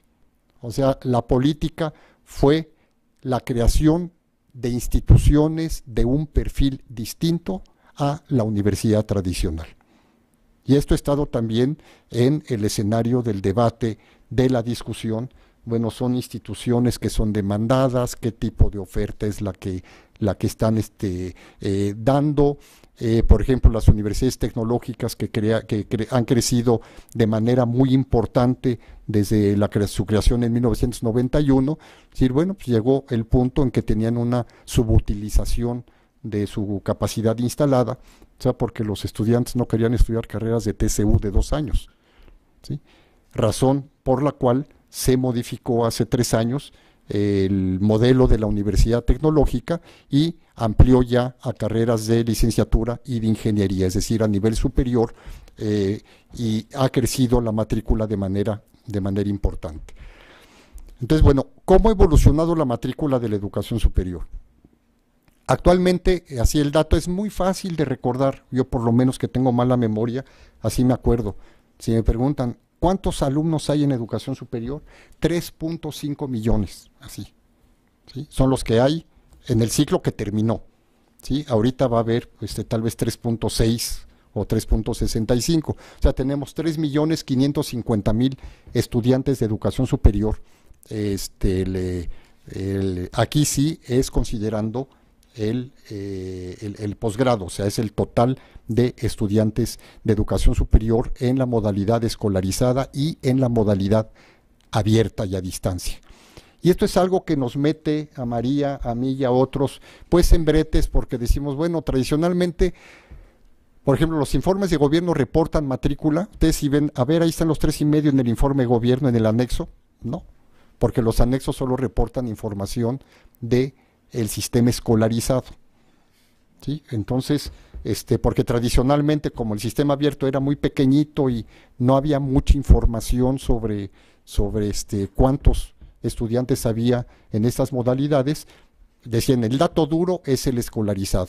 Pero ahorita, ante el auge que tiene la educación abierta y ante el auge que va a tener en el futuro y que está teniendo a nivel mundial, ya se considera como matrícula de educación superior. O sea, sí ha habido un crecimiento importante, y uno se preguntaría, ¿dónde ha crecido? O sea, para dar oportunidades crecientes, para ampliar la inclusión de los jóvenes a la educación superior. La barra azul es el sistema público y la barra roja es el sistema privado.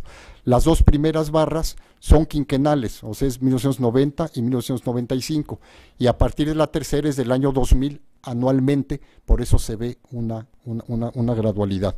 Pero aquí se observa que, bueno, el mayor crecimiento que en términos absolutos ha sido del sistema público respecto al sistema privado, y esto es algo que es muy importante cuando uno se plantea escenarios y propone a las autoridades metas de ampliación de la oferta y metas de cobertura educativa.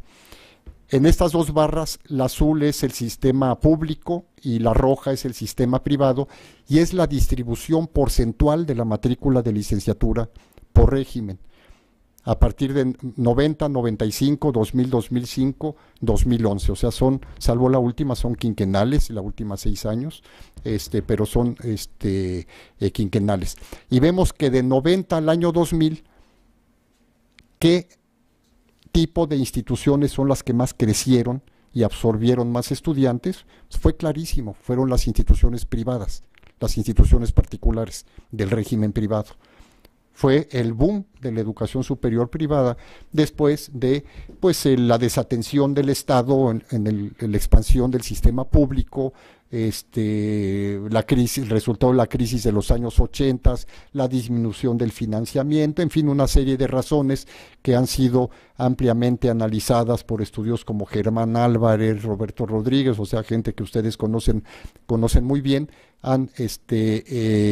Carlos Muñoz Izquierdo, han diagnosticado con mucho detenimiento cómo se ha dado este crecimiento a nivel nacional y en las entidades federativas, y a partir del año 2000, o sea, en el ciclo 2001, se da un estancamiento en la participación porcentual de la matrícula de licenciatura.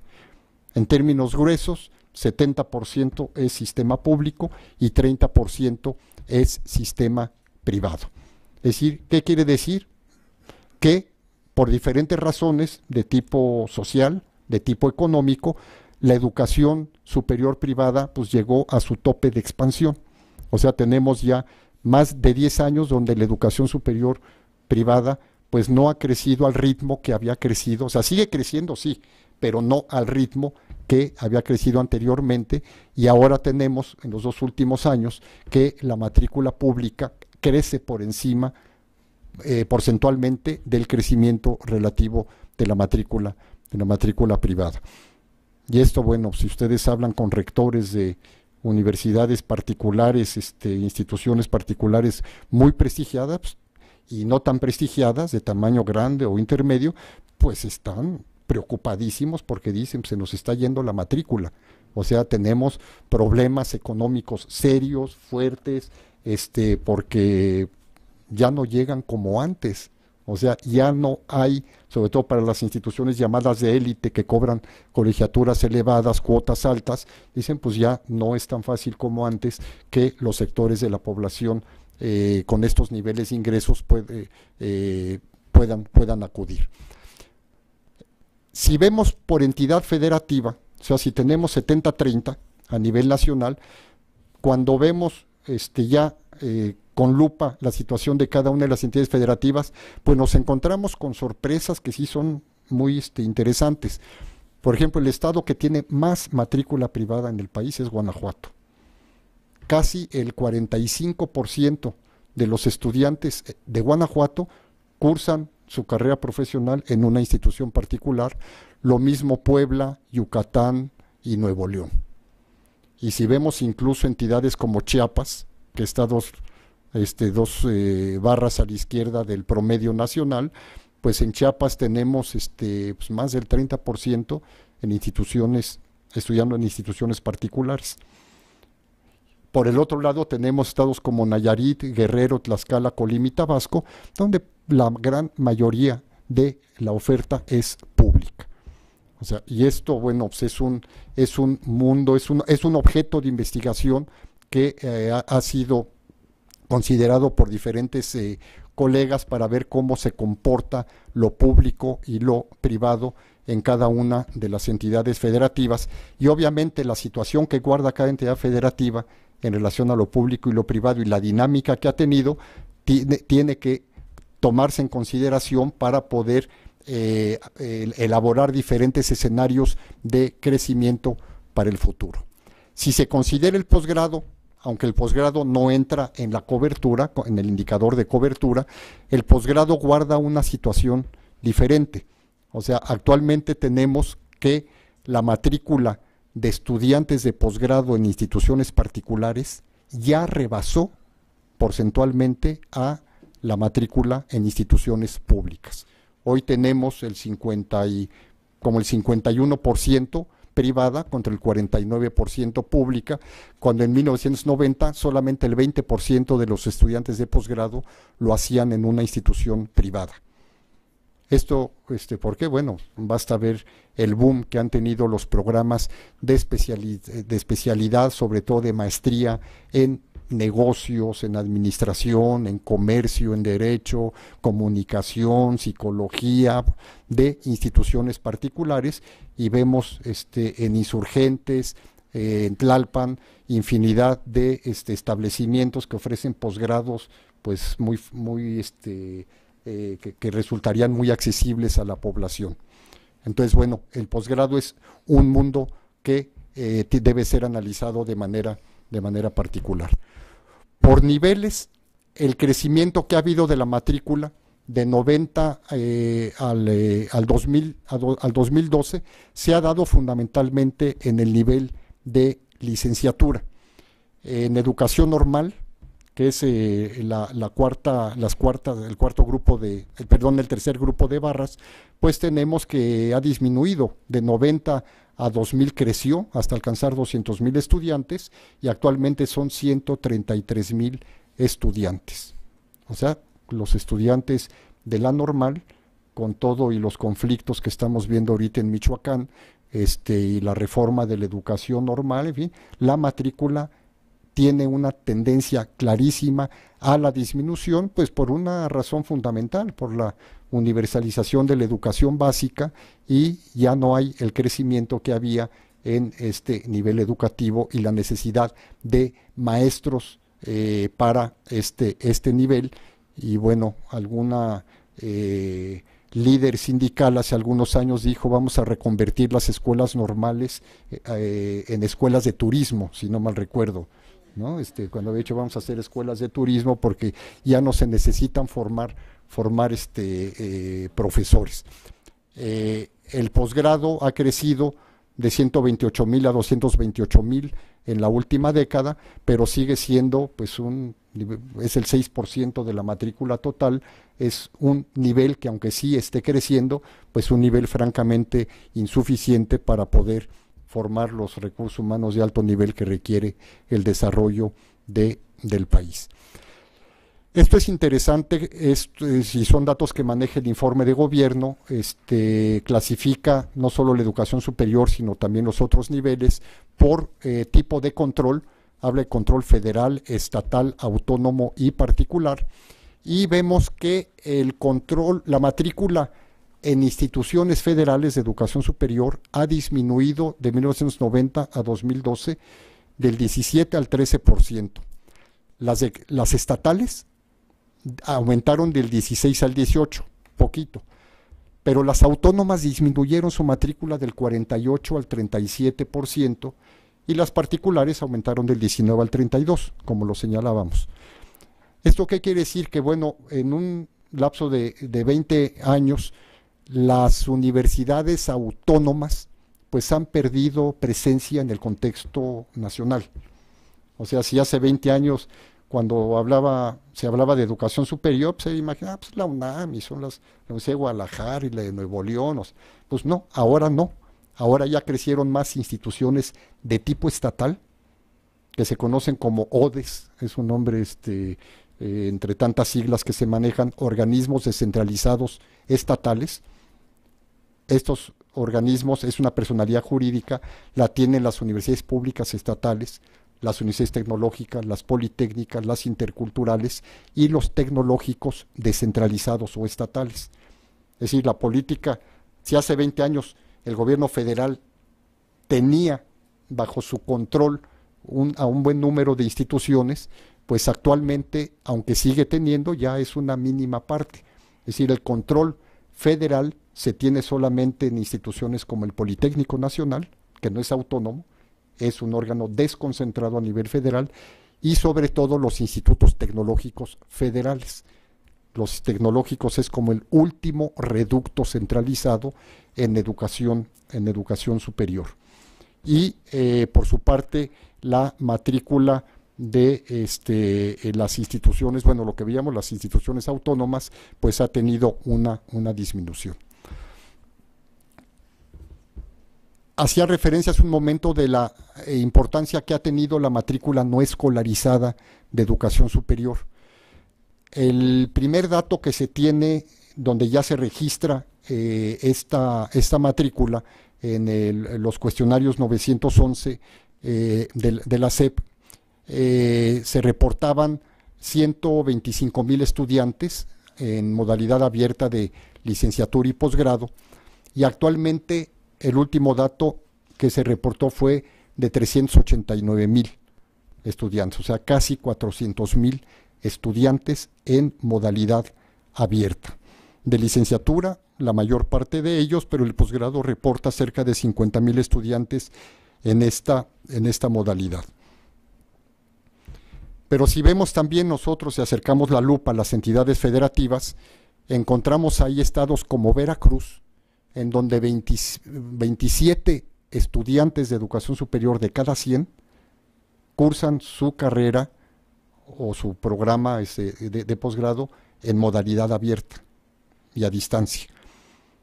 Chiapas también tiene este porcentaje, Nayarit, Guerrero, Distrito Federal, arriba del 15%, mientras otros estados en el lado derecho, como Tamaulipas, Sonora y Baja California, tienen muy poco desarrollada esta modalidad. Y se prevé, como se ha visto también en estas sesiones del curso, que la modalidad abierta es una modalidad que en el futuro va a ir adquiriendo mucho mayor peso para la inclusión social, o sea, para la extensión de oportunidades a los jóvenes, y no tan jóvenes, o sea, también a la población adulta que trabaja. Estos datos del doctor Tuirán, que los acaba de presentar, habla que ha habido un aumento, una modificación a lo que hacía referencia María en cuanto a la participación de la población en educación superior, o sea, el origen socioeconómico de los estudiantes universitarios. Mientras que en 1992, menos de 100,000 estudiantes de bajos recursos, o sea, de los primeros 4 deciles, asistían a la educación superior, hoy se tienen cerca de 800,000 estudiantes. En la gráfica del lado derecho se ve el cambio. En 1992 el 10% de los jóvenes de estos deciles estaba en el 10% de la matrícula de educación superior estaba formada por estudiantes de los primeros 4 deciles, y actualmente se duplicó, o sea, actualmente son el 20%, y esto tiene pues las implicaciones que todos nosotros vivimos, o sea, el capital cultural, o sea, estos estudios de Adrián de Garay, quién es el estudiante universitario, o sea, tenemos hoy un estudiante universitario con un perfil cultural, un perfil social, un perfil económico distinto al que se tenía hace 20 años, con todas las implicaciones, tanto en los procesos formativos como en el desarrollo de una organización social como es la universidad. Y esto, las autoridades educativas señalan que se ha logrado incorporar cada vez más a estudiantes de escasos recursos en educación superior, claro, por la extensión de la educación básica, la ampliación de la educación media superior, pero un programa que señalan que ha tenido muchísimo éxito son los programas de becas para estudiantes de educación media superior y de educación superior. El programa sectorial se propuso la meta de otorgar para este año 400,000 becas, y bueno, se otorgaron poco más de 800,000 becas este año. ¿Y por qué se brincó del año pasado a de 308,000 a 813,000? Bueno, porque lograron negociar en la Cámara de Diputados un presupuesto millonario, como de 2,000 millones de pesos, para becas, para un programa de becas para educación superior que se sumó al PRONAVES. O sea, la meta del PRONAVES era que el PRONAVES otorgara 400,000 becas, pero este programa pues duplicó la población objeto que tenía el PRONAVES. Con esta radiografía paso rápidamente a señalar cuáles son las metas que se están planteando en materia de cobertura para el futuro. Primero, aunque esto es una comparación que algunos colegas dicen que no es correcto hacerla porque la situación que guarda cada país en materia de el acceso de los jóvenes de la población a educación superior depende de las características históricas propias de cada país. Sin embargo, es un cuadro comparativo que normalmente se utiliza, se reporta en los propios informes de gobierno, y además es muy ilustrativo para poder convencer a los tomadores de decisiones sobre ciertas acciones que son necesarias a realizar. Cuando México tenía en 2010 el 31% de cobertura, bueno, teníamos Corea con el 100%, 103%, de acuerdo a la información de los últimos datos de la UNESCO, Estados Unidos el 95%, Finlandia el 92%, Grecia el 89%, o sea, y aquí van a encontrar variaciones dependiendo de la fuente que se consulte, si es la OCDE, pero esto lo saqué de el último reporte de las estadísticas de la UNESCO, pero tenemos también otros países, de estos países seleccionados, México está por atrás. Se le dice a los tomadores de decisiones, logramos el 30%, sí, pero vean todo el camino que tenemos que recorrer si queremos ser un país altamente competitivo como otros países. Y con los datos de América Latina, el promedio de América Latina es del 40%, estamos por debajo, 31%, pero tenemos países como Cuba, reportan el 95% de cobertura, Puerto Rico el 86%, Venezuela 78%, Argentina 71%, Uruguay 63%, y bueno, nos situamos al nivel de Ecuador, países como Bolivia y Colombia. Entonces dice, bueno, México tiene mayores niveles de desarrollo y otros países están por arriba del indicador en México. Y esto es muy útil porque continuamente se maneja, como ahora en la presentación que ha coordinado el doctor Narro para la presentación de la Agenda Nacional de Ciencia y Tecnología e Innovación, que se ha presentado al Senado, a la Cámara de Diputados, a la Suprema Corte, a la CONAGO, en las semanas anteriores. Pues este es un elemento muy impactante, porque de convencimiento, o sea, sí, tenemos que hacer como país un gran esfuerzo para dar mayores oportunidades a los jóvenes. ¿Qué metas de cobertura se están planteando? Esta gráfica, con algunas actualizaciones, se encuentra en el documento que fue presentado en el mes de mayo a los candidatos a la presidencia. La meta que se ha propuesto es pasar del 32.8 del ciclo escolar que acaba de terminar al 60% de cobertura en 10 años, para el ciclo 2021-2022. Y esto se plantea como una meta que conlleva el mensaje de necesitamos como país realizar un enorme esfuerzo para lograr la inclusión social de los jóvenes en educación superior. Considerando solamente la matrícula escolarizada, se propone que la tasa sea al menos del 50%, y para 2018, o sea, para fines de esta administración, la administración que va a iniciar el 1 de diciembre, la meta de cobertura total tendría que alcanzar alrededor del 52% y la escolarizada el 44%. Hemos hecho diferentes corridas a nivel nacional y a nivel de las entidades federativas, y esto implicaría, de acuerdo a las proyecciones de población de CONAPO 2005-2050, que son poblaciones que van a tener ajustes ahora que se están conciliando los datos del censo de 2010 con el conteo de población de 2005 y con el censo del año 2000, o sea, ahí los demógrafos se tienen que poner de acuerdo, porque el último censo, María lo sabe muy bien, como que nos faltaron, ¿cuántos? 3 millones de habitantes de más que no se habían considerado, y dijimos, chin, pues aquí no se están yendo ya a Estados Unidos como se preveía, o sea, entonces se están haciendo ajustes, pero ahorita nos manejamos con las proyecciones oficiales de CONAPO, que van a tener ajustes en los próximos meses, seguramente en el año entrante. con estas proyecciones de población 19-23 años, estaríamos nosotros requiriendo, hemos hecho diferentes corridas, estaríamos requiriendo para alcanzar la meta de cobertura, primero del 60%, pues que anualmente haya una incorporación en la matrícula de educación superior de más de 250,000 estudiantes. A ver, ¿esto es una quimera o es posible? Pues vamos a ver qué ha pasado en los últimos años.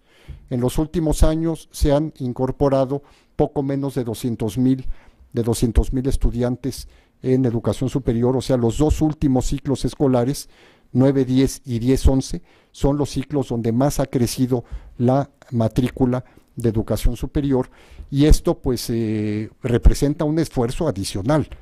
O sea, si se ha pasado, como veíamos con los reportes del doctor Tuirán, como de 1,9 puntos, se ha avanzado en el último sexenio, tendríamos que avanzar 2,7 puntos de cobertura cada año. O sea, y en la modalidad escolarizada, pues esto es menor, pero también implica un esfuerzo importante.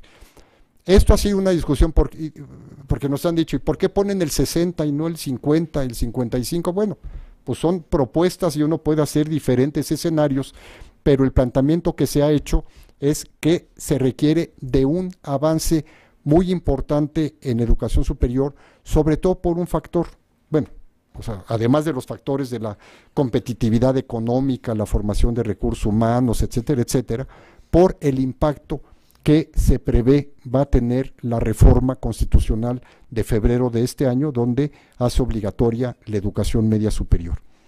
Es decir, entonces, hasta ahorita hemos tenido lo que llamamos un cuello de botella. Incluso cuando hace 6 años planteábamos la meta del 30%, hacíamos los cálculos del egreso de media superior y decíamos, no dan. O sea, no da, porque allá hay un cuello de botella. Si no crece el nivel medio superior, difícilmente se van a lograr las ampliaciones que se están proponiendo para educación superior. Cuando se hizo la reforma, la SEP realizó estudios de media superior y decía lo mismo, no da la universalización de la educación media superior porque no tenemos el egreso suficiente de la secundaria, aunque sea obligatorio. Entonces, bueno, uno se va a los niveles hacia abajo y en última instancia pues tiene que ser un planteamiento articulado entre todos los niveles educativos, pero hoy por hoy ya tenemos esta reforma constitucional que estableció un artículo transitorio donde se tendrá que aplicar a partir de este ciclo escolar que ya inició el 2012-13 hasta el ciclo 2021-2022, pero ahí se acotó en una de las cámaras que era obligación del Estado impartir educación superior, media superior a quien lo solicite, siempre y cuando tenga los requerimientos necesarios para cursar el nivel. Es decir, si no tiene la secundaria concluida, el Estado no tiene obligación de impartir a esa persona educación media superior. Acabo de hacer estimaciones tenemos una tasa de cobertura en media superior de alrededor del 68%.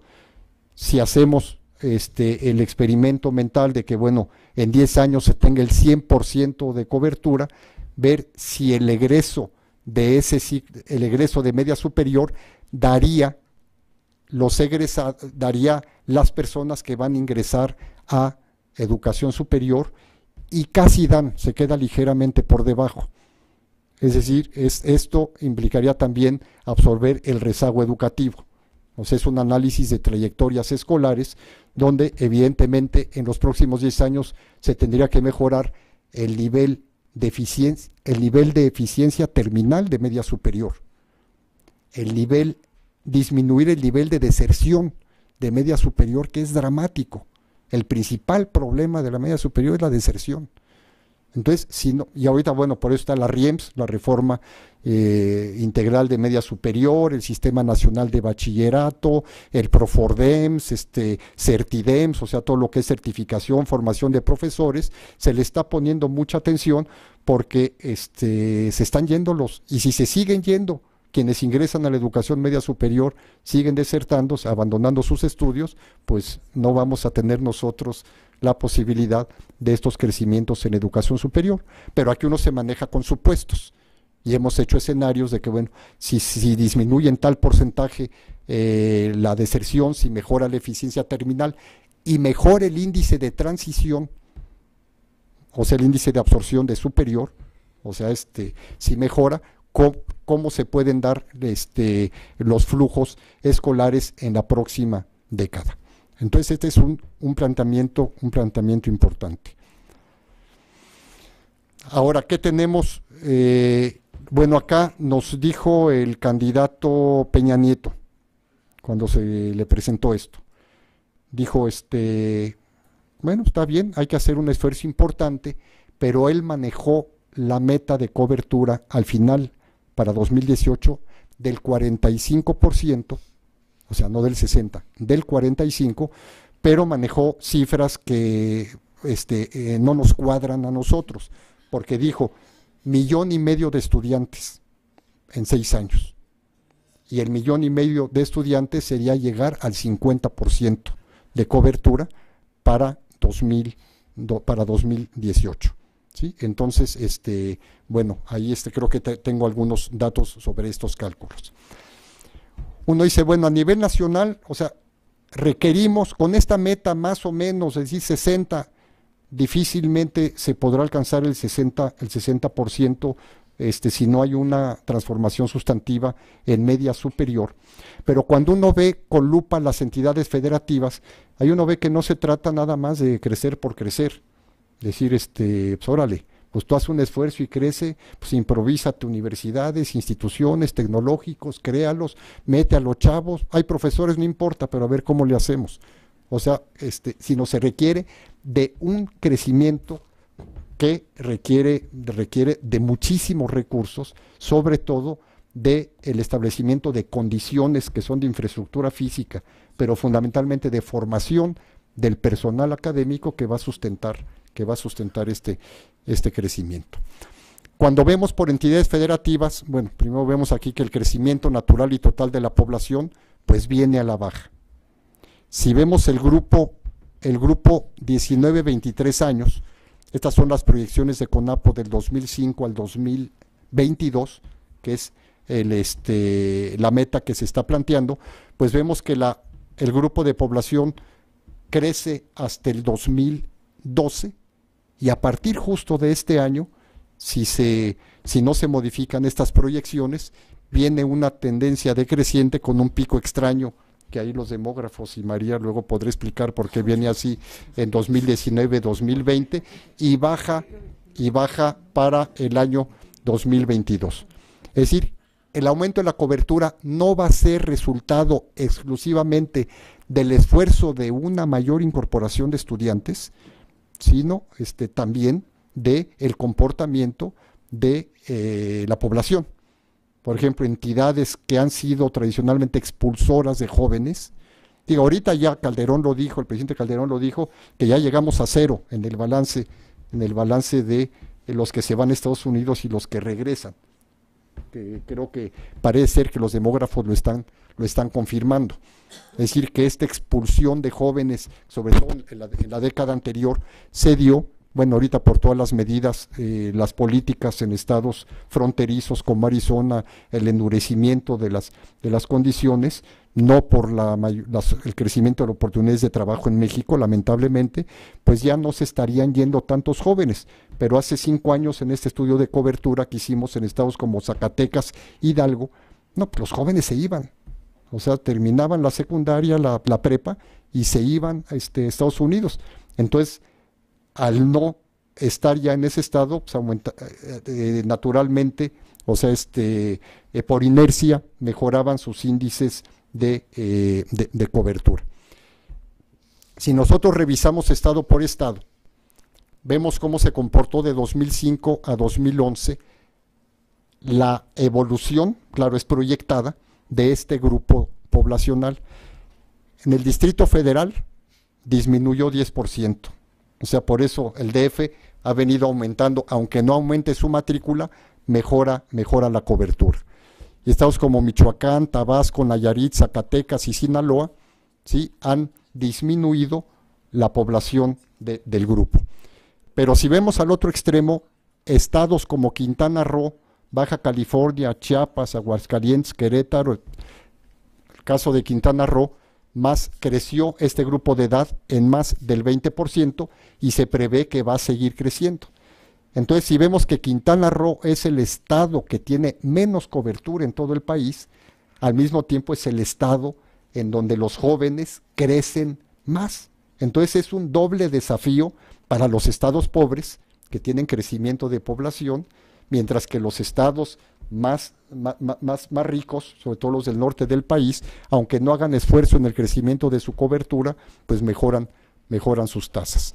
Y aquí tenemos nosotros, en el periodo lo podemos ver muy claro, mientras en el grupo 19-23 años, en Chiapas creció el 11%, en Quintana Roo el 23%, en estados como Sinaloa decreció o se mantuvo, en Nuevo León y en Sonora prácticamente igual. Si vemos nosotros la distancia de las entidades federativas de la media en cobertura en educación superior, ¿sí?, en educación superior encontramos que Chiapas, ¿sí?, de 2006 a 2012 tenía una distancia de la media del 10%, en 2006 y en 2012 aumentó al 13%. Oaxaca tenía una distancia hacia abajo, o sea, del menos 6%, aumentó a casi el menos 14%. Lo mismo Quintana Roo y Guerrero. Y si vemos los estados con altas tasas de cobertura, con respecto al promedio que tenían en 2006, subieron más con respecto al promedio de 2012, DF, Nuevo León, Sonora y Sinaloa. Es decir, el reto que se plantea en esta materia, como en muchas otras, es el de la equidad en el territorio nacional. Porque tenemos ahorita una dinámica donde, si bien todos crecen, las distancias aumentan. Aunque aumente Chiapas y haga un gran esfuerzo, ¿sí?, va a quedar más rezagado respecto a Sonora en los próximos 6 años si no se toman medidas afirmativas al respecto. Entonces, la NUYES formula esta propuesta de alcanzar el 60% de cobertura, y el reto principal recae en el sector público. O sea, ya no se puede esperar que se recupere la dinámica de crecimiento del sector privado que tuvo en los años 90. Y por lo tanto, el reto y el desafío principal es para el sector público. Para esto se está invitando a los diferentes actores políticos, pues, a que haya compromisos y acuerdos, y se habla de un gran acuerdo nacional para el desarrollo de la educación superior, la ciencia, la tecnología y la innovación, con compromisos de gobierno federal y gobiernos estatales. O sea, estamos convencidos de que ya no se puede seguir creciendo como se está creciendo hasta ahora, sino que es necesario un reordenamiento en la futura expansión de la educación superior, y se propone la firma de un acuerdo nacional.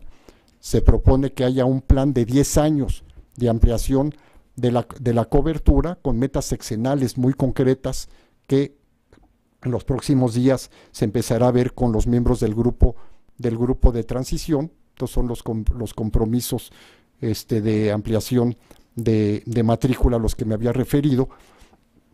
El disminuir las brechas entre entidades federativas, pero no quedarnos solamente en la comparación entre entidades federativas, sino hacer el estudio fino por zonas metropolitanas, que da otro panorama, y por regiones internas al interior de las entidades federativas.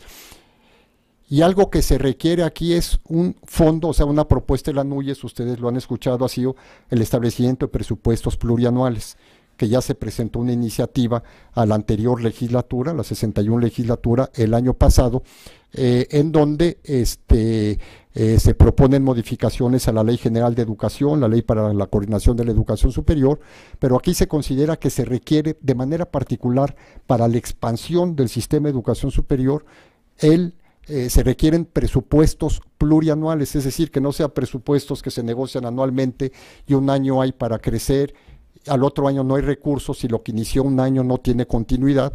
Y bueno, las estimaciones de costos hechas por el propio subsecretario hablan del orden de 10,000 millones de pesos adicionales cada año a pesos constantes de 2012 para poder alcanzar las metas propuestas. Y hay una serie de propuestas que ustedes verán en esto. En materia de becas, se propone crear un sistema nacional de becas con una serie de criterios específicos en donde el egresado de la educación media superior pues no se espere a que fue aceptado por una institución pública para poder optar por una beca, sino que como el programa Oportunidades la tenga ya garantizada si pertenece a determinados deciles de ingreso, pero también que se exploren otros indicadores de pobreza, de marginación, para poder acceder a las becas. Y otras propuestas que ustedes las ven aquí en esta presentación. Le dejaríamos aquí, porque creo que ya hemos hablado mucho, tal vez tendríamos un receso y regresamos ya para la participación de ustedes. Bien, muchas gracias a María José y a Javier. Yo creo que estarán de acuerdo que difícilmente hubiéramos podido tener un panorama tan preciso y tan actualizado, tan detallado de la educación superior y sus retos y desafíos ante los dilemas de la sociedad mexicana. Bueno, entonces vamos a tomar un receso que yo les pido que sea lo más rápido posible, 5 o 10 minutos, para poder tener tiempo nosotros y quienes nos acompañan en las 5 sedes foráneas de hacer preguntas y comentarios a nuestros ponentes. Bueno, entonces en 10 minutos, por favor.